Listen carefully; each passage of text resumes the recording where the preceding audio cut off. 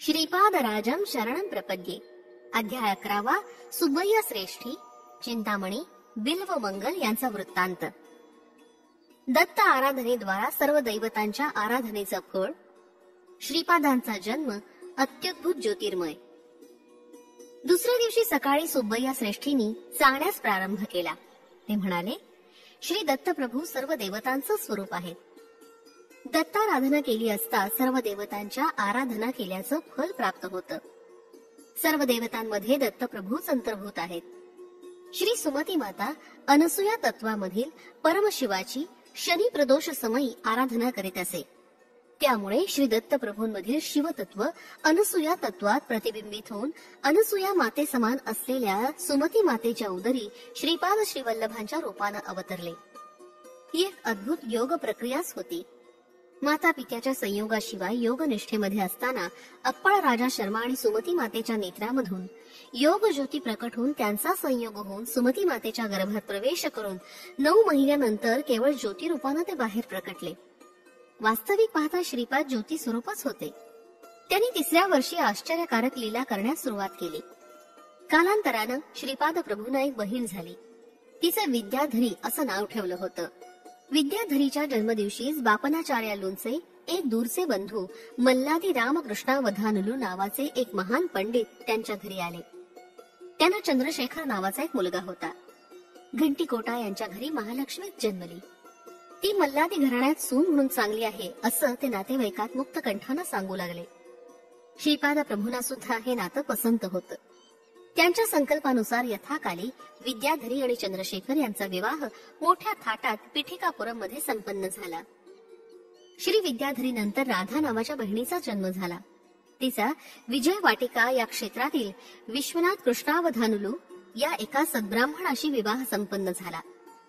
राधानंतर श्रीपाद प्रभूंना अजून एक बहीण झाली. तिचं नाव सुरेखा असं होतं. तिचा विवाह मंगलगिरी येथील ताडपल्ली दत्तात्रेय अवधानुलू नावाच्या एका विद्वान सच्छल युवकाबरोबर झाला. श्रीपादांच्या लीला अकल्पनीयच आहेत. त्या लीलांचं स्मरण केलं असता पाप नष्ट होतं. गोदावरी मंडलात तांटकापूर म्हणजे तुणुकू नावाचं गाव आहे. तिथं अनेक वाजपेयांमध्ये पौंडरिक महायाग करणारा एक परमपवित्र असा वंश आहे. ते वाजपेय याजी आहेत. पिठिकापुरम मधील मल्लादींचा आणि वाजपेय याजींचा अगदी निकटचा संबंध असल्यानं वाजपेय याजी इदम ब्रह्म्यम मिदम क्षात्रम या सिद्धांतावर विश्वास ठेवणारे आहेत. ते वशिष्ठ, शक्ती, पराशर ऋषी, प्रवरान्वित पराशर गोत्रातून आलेले ऋग्वेदी, तर मल्लादी यजुर्वेदी होते. कन्नड देशात ऋग्वेद पाठ करणाऱ्या बालकांसाठी शिकवणारे उत्तम गुरु होते. त्यामुळे तांटकपुरातून वाजपेय याजी मायणाचार्युलू यांना बोलावून होयशाला येथे नेहमीसाठी वास्तव्यास नेले. तेव्हापासून त्यांना होयशाला ब्राह्मण असे संबोधू लागले. यांनी ब्राह्मण वृत्ती आणि क्षात्र वृत्ती समानतेने स्वीकारली. सनातन धर्माच्या रक्षणासाठी त्यांनी अनेक अडचणींचा सामना केला. मायणाचार्यांना 2 पुत्र होते. एक माधवाचार्य आणि दुसरा सायणाचार्य. हे दोघे महान पंडित होते. सायणाचार्यांनी वेदांवर भाष्य लिहिलं. माधवाचार्यांनी महालक्ष्मीच्या अनुग्रहासाठी तीव्र तप केलं. विशेष कृपा कटाक्षाची याचना केली. तेव्हा लक्ष्मी देवी म्हणाली, ते या जन्मात साध्य होणार नाही. तेव्हा माधवाचार्य म्हणाले, माते, मी संन्यास घेत आहे. आणि संन्यास म्हणजे मनुष्याचा दुसरा जन्मच असतो. त्यानंतर देवीनं हवा असलेला वर दिला. या वराच्या योगानं लोखंडा स्पर्श करताच त्याचं सोनं होत असे. त्यांचंच संन्यासाश्रमातील नाव विद्यारण्य स्वामी असं होतं. श्रीपाद प्रभूंचा अनुग्रह त्यांना प्राप्त झाला होता. यांच्या 3ऱ्या पिढीत संन्यास आश्रमाच्या परंपरेतील श्रीकृष्ण सरस्वती हे श्रीपाद प्रभूंच्या पुढच्या अवतारात नृसिंह सरस्वतींच्या अवतारात संन्यास दीक्षा देणारे गुरु होतील अशी भविष्यवाणी केली होती. त्यांची भोगातील इच्छा नष्ट न झाल्यामुळं त्यानंतरच्या शतकात सायणाचार्यांच्या वंशात गोविंद दीक्षित या नावानं जन्माला येतील. ते तंजावर प्रांतांच्या महाराजांचं महामंत्री पद सुशोभित करतील. त्यांच्या कर्तव्यनिष्ठेची सारीकडे प्रशंसा होईल. ही भविष्यवाणी म्हणजे श्रीपाद प्रभूंचा सत्य संकल्पच होता. अनेक देवतांच्या आराधना करताना या देवतांमध्ये दत्तप्रभूंचं चैतन्य प्रतिबिंबित झालेलं असतं. ते साधकाच्या अभिष्टाची परिपूर्ती करतं. दत्तप्रभूंचा आश्रित असणारा ज्या दैवतेचा अंश आहे त्याच्याकडून कोणतंही काम किती प्रमाणात करून घ्यायचं हे दत्तप्रभूच ठरवित असतात. ध्रुवानं कठोर तप करून श्री महाविष्णूंना प्रसन्न करून घेतलं. त्यांनी ध्रुवाला पितृवात्सल्य प्रदान केलं. श्री दत्तप्रभू सत्वगुणाच्या निर्गुण तत्वाच्या अतीताच्या आधाराचं परमतत्व तेच जन्मतत्व तेच आदितत्व तेच आदि अंतरहित तत्व तेच आहेत. हे सर्व अनुभवानच जाणून घ्यावं लागतं. शब्दांनी समजावून सांगण्याचा हा विषय नाही.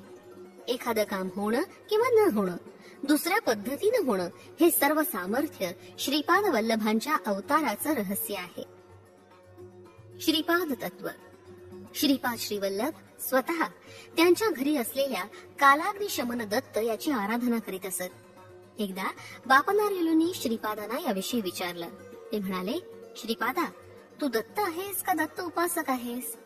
तत्काळ श्रीपाद प्रभू म्हणाले, मी दत्त म्हणतो तेव्हा मी दत्तच असतो.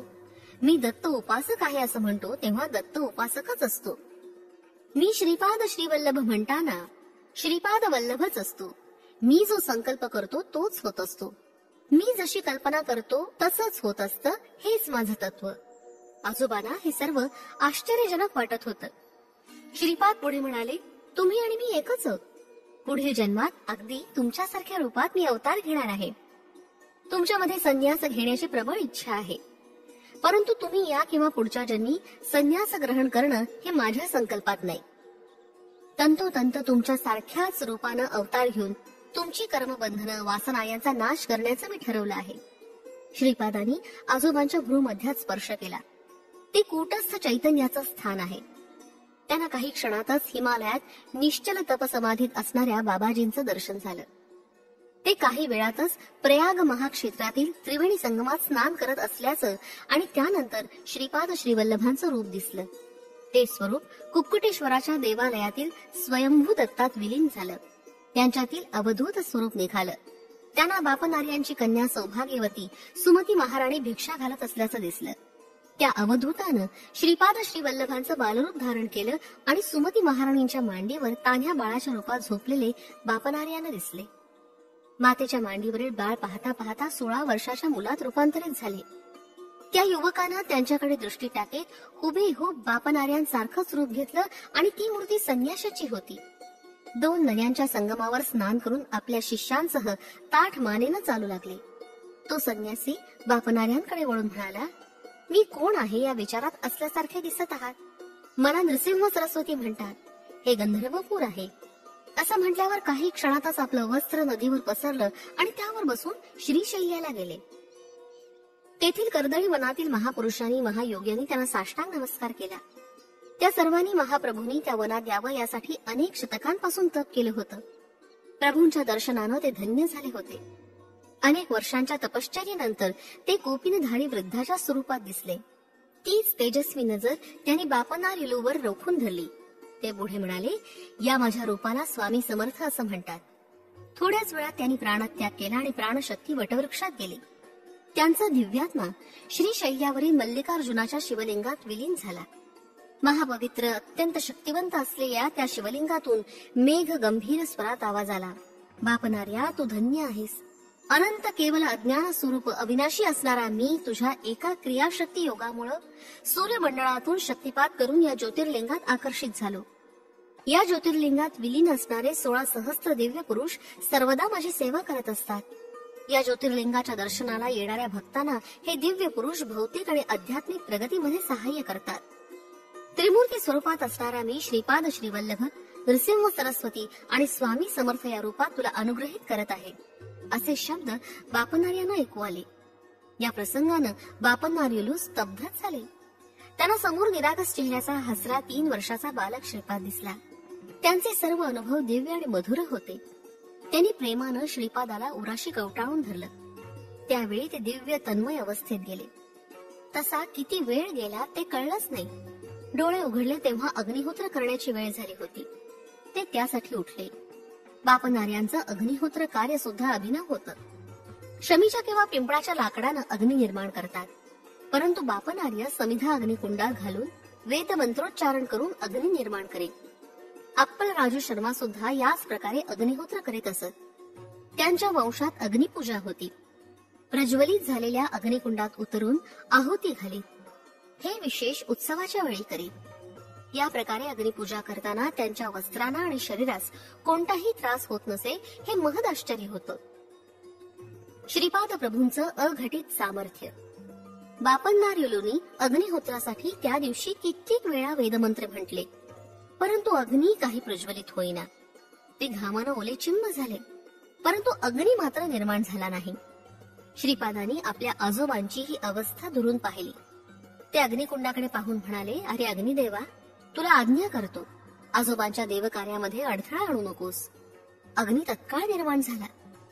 बापन्नार्युलूंनी कलशातील पाणी अग्निकुंडात घातलं, परंतु विझण्याऐवजी तो अधिक भडकला. आजोबा हा चमत्कार पाहून अचंबित झाले. श्रीपाद प्रभू म्हणाले, आजोबा, माझ्या अवताराला तुम्ही वेंकटप्पय्या श्रेष्ठी नरसिंह वर्मा कारण आहात. म्हणून तुम्ही माझ्या वडिलांनी वेंकटप्पय्याकडून नरसिंह वर्माकडून धनसहाय्य किंवा धनेतर सहाय्य स्वीकारल्यास ते दानामध्ये येत नाही. त्याप्रमाणे ते सहाय्य न घेतल्यास दैवद्रोह सुद्धा होऊ शकतो. त्या सहाय्याला परमेश्वराची कृपा समजावी. मला जन्म देणारी मातृमूर्ती सुमती महाराणी मल्लादींचीच नव्हे तर वेंकटप्पय्या श्रेष्ठी वत्सवाही कुटुंबाची माहेरवाशीण आहे असं समजावं. हा माझा दंडकच आहे. श्रीपाद या सर्व गोष्टी सांगताना सुमती महाराणी अप्पळराज शर्मा तिथंच होते. तसंच श्री व्यंकटप्पय्या श्रेष्ठी आणि नरसिंह वर्मा सुद्धा तिथं होते. यावेळी श्रीपाद प्रभू म्हणाले, माझ्या संकल्पाशिवाय बापन्नार्यांसारखे महातपस्वी सुद्धा अग्नी निर्माण करू शकत नाही. माझे वडील अग्निकुंडात आल्यावर अग्नी आपला प्रताप दाखवतो. माझा संकल्प जर बदलला तर व्यंकटप्पय्या श्रेष्ठी सुद्धा निष्कांचन होतील. अगणित भूमी असणाऱ्या नरसिंह वर्म्यांना उभं राहण्यापुरती सुद्धा जागा मिळणार नाही, अशी त्यांची अवस्था होईल. तुम्ही सर्व माझ्या संकल्पामुळे या अवस्थेत आहात. मी भिकाऱ्याला महाराजा करू शकतो, तसंच महाराजाचं भिकाऱ्यात रूपांतर करू शकतो. माझी भक्ती करणाऱ्या भक्ताला तो जी इच्छा करेल ते मी देऊ शकतो, परंतु देण्या अगोदर तो सांभाळू शकेल का ते मी पाहतो. त्याच्या शक्ती सामर्थ्यानं लोकांच्या उपकारासाठीच तो ते वापरतो का नाही याबद्दल मी त्याची परीक्षा करतो. मला गरज भासेल तेव्हा पृथ्वीचं आकाशात आणि आकाशाचं पृथ्वीत रूपांतर करू शकतो. बापन्नार्युलू कृतयुगात लाभाद महर्षी असताना त्यांचा मंगल महर्षी नावाचा एक शिष्य होता. तो दर्भ कापताना चुकून त्याच्या हाताला जखम झाली आणि त्यातून रक्त वाहू लागलं. त्या रक्ताची गाठ होऊन सुगंधित विभूतीमध्ये ते बदललं. आहा, मी किती मोठी सिद्ध प्राप्ती केली आहे असा त्याच्या मनात येऊन त्याला गर्व झाला. एवढ्यात परमशिव प्रत्यक्षात तिथे अवतीर्ण झाले. त्यांनी स्वतःचा हात हलवला. हिमगिरीवरून बर्फ पडावा तशी विभूती शिवाच्या हातातून पडत होती. परमशिव म्हणाले, त्रेतायुगात भारद्वाज ऋषी पिठिकापुरम इथे सवितृ काठकायन यज्ञ करणार आहेत. त्या महाचयनामध्ये जमा झालेल्या विभूतीपैकी केवळ लव मात्र तुला दाखवलं. एवढ्यानं मंगल महर्षीचा गर्व पार गळून पडला. श्रोतेगण अवाक होऊन श्रीपाद प्रभू जे सांगत होते ते ऐकत राहिले. श्रीपाद म्हणाले, या पिठिकापुरमच्या परिसरात पाऊल ठेवणंच अनंत जन्माचं पुण्यफल आहे. माझ्या या अवतार समयी तुम्ही माझ्या बरोबर असणं न सांगता येण्यासारखं विशेष आहे. माझी शक्ती अनुभवाला प्रत्ययाला यावी म्हणून प्रथम तुम्ही उत्तम साधक बनावयास हवं. तेव्हाच माझी शक्ती, करुणा, वात्सल्य, रक्षण, पाप विमोचन तुमच्या अनुभवास येईल. माझी जन्मभूमी असलेल्या या बापन्नार्यांच्या घरात माझ्या पादुकांची प्रतिष्ठापना होईल. मी पेठिकापुरम मध्ये पहाटेच्या समयी आई सुमतीच्या मांडीवर दूध पिईन. दुपारच्या वेळी आई मला दूध भाताचे मधुर असे घास खाऊ घाली. रात्रीच्या वेळी सुमती माता मांडीवर घेऊन गव्हाच्या रव्याचा शिरा खाऊ घालेल. मी पिठिकापुरम मध्ये असताना गंधर्वपुरात नरसिंह सरस्वतीच्या रूपात असेन. दुपारच्या वेळी नक्कीच गंधर्वपुरात भिक्षा घेईन. अंतर्दृष्टी असणाऱ्या भक्तांना हे स्पष्ट दिसून येईल. माझ्या जन्मभूमीत माझ्या श्री पादुकांची स्थापना होणार आहे. महापुरुष, महायुगी, सर्व देशांतील लोक मुंग्यासारखे हजारोंच्या संख्येनं माझ्या दर्शनास दरबारात येतील. ते दत्त दिगंबरा, दत्त दिगंबरा, श्रीपाद वल्लभ दिगंबरा, नृसिंह सरस्वती दत्त दिगंबरा असा तन्मयतेनं जयघोष करीत नृत्य करतील. मी कालपुरुषाला अनुमती देताच तत्क्षणी न होणारी कार्यक्षणात घडतील. माझ्या नावाने एक महासंस्था निर्माण होईल. माझा प्रभाव जसजसा वाढत जाईल तस तसं पिठिकापुरमचं महात्म्य वाढून सारं गाव लोकांनी व्यापून राहील. विक्रीसाठी थोडी सुद्धा जागा शिल्लक राहणार नाही. मला ज्याने इथं यावं असं वाटेल त्यांना मी बळजबरीनं आणीन. कितीही मोठा धनवान असो वा महायोगी असो, माझ्या संकल्पाशिवाय पिठिकापुरमला येऊ शकणार नाही हे निश्चित. माझ्या निजतत्वात समजून जाणून आनंदी व्हा. हा क्षण पुन्हा येणार नाही. सर्व देवता शक्ती माझ्याच स्वरूपात आहे. कोणी मला दक्षिणा समर्पित केली तर मी ती शतगुणानं शतपटीनं त्यांना त्याच वेळेला परत करतो. धर्माविरुद्ध न जाता धनार्जन करणाऱ्यांच्या मनोकामना मी पूर्ण करतो. सत्कर्माच्या आचरणानं मोहाचा नाश होतो आणि मोक्षाची प्राप्ती होते. श्रीपादांचं हे अमृत वचन ऐकून सर्वजण धन्य झाले. दुसऱ्या दिवशी नरसिंह वर्मा आपल्या घोडागाडीतून श्रीपादांना आपलं शेत जमीन दाखवण्यास घेऊन गेले. वर्माची फार मोठी जमीन होती. त्या जमिनीत अनेक प्रकारची पिकं होती. त्यातील दोडक्याच्या वेलाला फूल येत नसे. कधी काळी आलं तर सुकून जाई, गळून जाई. त्या जागी फळ येत नसे. एखाद्या वेलास फळ लागलंच तर ते इतकं कडू असे की तोंडात घालवतच नसे. नरसिंह वर्माने ही गोष्ट श्रीपादाला सांगितली. ते प्रसन्नतेनं म्हणाले, आमच्या घरी सर्वांना दोडक्याचं वरण आवडतं. मला सुद्धा आवडतं. पूर्वीच्या काळी एक दत्तोपासक या भूमीवर तप करीत असे. ही पवित्र भूमी साक्षात दत्त स्वरूप असलेल्या माझ्या चरणस्पर्शासाठी तळमळत होती. तिची तळमळ तुम्हाला कळावी यासाठी तिच्या भाषेत या प्रकारे व्यक्त करत होते. या भूमातेची इच्छा मी पूर्ण करेन. या भूमीला माझा पादस्पर्श झाल्यावर हिच्या भूमितत्वात परिवर्तन घडेल. चांगल्या रुचीचे दोडके ही भूमाता आपणास देईल. आजोबा, तुम्ही निर्भयपणे आमच्या घरी इथं पिकलेले दोडके पाठवा. घरच्यांच्या बरोबर मी सुद्धा ते जेवणात घेईन. त्या दिवसापासून दोडक्याचं पीक भरपूर येऊ लागलं. ती दोडकी सुद्धा उत्तम प्रकारची आणि रुचकर होती. श्रीपाद प्रभू घोडागाडीत उतरून काही वेळा या भूमीवर फिरले. तेवढ्यात तिथं काही चंचू म्हणजे आदिवासी युवक युवती आल्या. त्या सर्वांनी श्रीपाद प्रभूंना मोठ्या श्रद्धा भावानं प्रणाम केला. श्रीपादांच्या दिव्य मुखकमलाभोवती त्यांना एक दिव्य कांतीचं तेजोवलय दिसलं. श्रीपाद तेव्हा म्हणाले, आजोबा, हे सर्व चंचू लोक नरसिंह अवताराशी संबंधित आहेत. ते महालक्ष्मीला बहिणीसारखं मानून तिची आराधना करतात. तुम्ही नरसिंह स्वामींचे भक्त आहात. तुम्ही यांना शरण गेल्यास तुम्हाला नरसिंहाच्या दर्शनाचं भाग्य लाभेल. श्रीपाद गमतीनं असं म्हणत आहेत असं नरसिंह वर्मांना वाटलं. ते म्हणाले, अरे चंचू युवकानो, तुम्ही नरसिंह देवांना पाहिलं का? त्यांचा ठाव ठिकाणा सांगू शकाल का? त्यावर एक चंचू युवक म्हणाला, ते कोणते मोठे अवघड काम. सिंहाचा चेहरा, माणसाचं शरीर असलेला एक युवक या जंगलात फिरत असतो. त्याचं आमची बहीण चंचू लक्ष्मीवर प्रेम आहे. आमची छोटीला सुद्धा तो आवडतो. त्यांचा विवाह आम्ही करून दिला आहे. तुम्हाला हवं असल्यास चंचू लक्ष्मी आणि नरसिंहाला तुमच्या समोर आणून उभं करतो. एवढं बोलून चंचू युवक युवती निघून गेले. नरसिंह वर्मा हे सारा आश्चर्यानं पाहत होते. तितक्यात रस्त्याच्या मध्यभागावरून एक युवक युवती येताना दिसले. श्रीपादाने सुब्बय्या श्रेष्ठीला जवळ बोलावून घेतलं आणि म्हणाले, ते दुरून येणारे दोघं कोण आहेत असं वाटतं? ते येणारे बिल्व मंगल आणि चिंतामणी आहेत. थोड्या काटक्यांचा ढीक करा, आपण ते पेटवून गंमत पाहूया. नरसिंह वर्मांना तर घाम फुटला. ते येणारे बिल्व मंगल आणि चिंतामणीच होते. ते दोघं गुरुवायूर क्षेत्रातील श्रीकृष्णांचं दर्शन घेऊन येत असताना कुरूर अम्मा नावाच्या महायोगिनीचं दर्शन झालं. तिनं त्यांना सहजच श्रीपाद श्रीवल्लभ दर्शन प्राप्तिरस्तु असा आशीर्वाद दिला. तिच्या आशीर्वादानं त्यांच्यात भक्ती आणि वैराग्याचं बीज पडलं. मंगलगिरीच्या नरसिंहाचं दर्शन घेऊन ते पिठिकापुरमला श्रीपाद प्रभूंच्या दर्शनासाठी येत असता महायोगिनीच्या आशीर्वादाच्या प्रभावानं श्रीपादांचं दर्शन त्यांना इथंच झालं. खाटक्या जळत असताना बिल्वमंगल आणि चिंतामणीला दहन संस्कार होत असल्यासारखा त्रास झाला.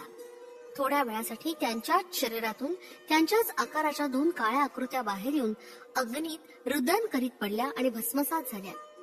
यानंतर ते दोघं शुद्धीवर आले. तितक्यात चंचू लोक चंचू लक्ष्मीला घेऊन आले. नरसिंह देवाचे हात मागे बांधून चंचू लोकांनी त्यांना श्रीपाद प्रभूंसमोर आणून उभं केलं होतं. अशा चित्रविचित्र घटना पूर्वी कोणत्याच युगात घडल्या नव्हत्या.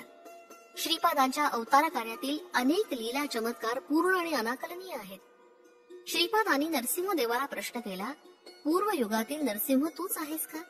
ही चंचू लक्ष्मी तुझी पत्नीच ना? हिरण्यकश्यपूचा वध करून प्रल्हादाचं रक्षण करणारा तूच ना? त्यावर नरसिंहदेव त्रिवार हो म्हणाले. त्याच वेळी चंचू लक्ष्मी आणि नरसिंह देवानी दोघांनी ज्योतिरूपात श्रीपादांच्या शरीरात प्रवेश केला. चंचू मंडळी अंतर्धान पावले. बिल्वमंगल महाभक्त होऊन बिल्वमंगल महर्षी झाला. चिंतामणी महायोगिनी झाली. चित्र विचित्र अशा घटना घडलेल्या नरसिंह वर्मांच्या जमिनी असलेल्या गावास चित्रवाडा असं नाव पडलं.